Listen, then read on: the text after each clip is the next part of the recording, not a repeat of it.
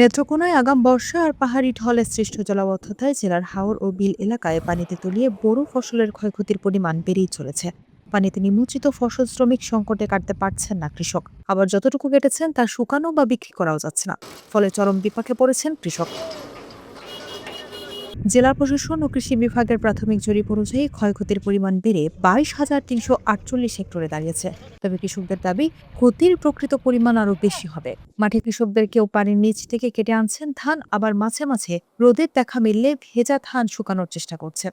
আমার অবস্থা খুব খারাপই, প্রতিদিন ঝড় বৃষ্টি হচ্ছে, ধান অনেকগুলো নষ্ট হয়ে যেতেছে, আমাদের জমি কাটার কোনো ব্যবস্থা নেই।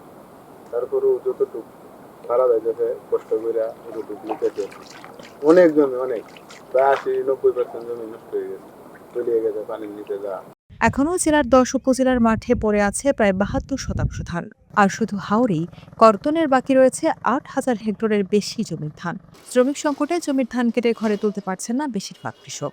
আমাদের ডিস্ট্রিক্ট থেকে ওখানে আমাদের শ্রমিকের সাথে কথা বলছে এবং সেটা আমরা হয়তো ২-১ আমরা এই সপ্তাহে হয়তো আমরা পেয়ে যাব।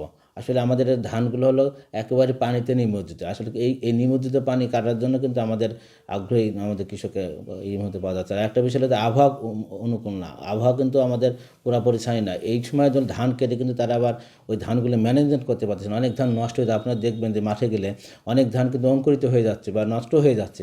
এজন্য একদিকে টাকা খরচ করে ধান কাটলো, আবার দেখা যাচ্ছে যে সেটা আবার ধানটা ম্যানেজমেন্ট করতে পারছেন, যার কারণে কৃষকরাও এক্ষেত্রে একটু ধীরগতি নীতি অনুসরণ করছে। তারপর আমরা কিন্তু তাদেরকে সার্বক্ষণিক বলছি যে যারা যে ধানগুলো আমাদের স্ট্যান্ডিং আছে, দণ্ডায়মান আছে, যেগুলো পানির নিচে যায়নি, সেগুলো দ্রুত কাটছে এবং সেগুলো কিন্তু আমাদের কর্তন পরীক্ষা দ্রুত এগিয়ে যাচ্ছে।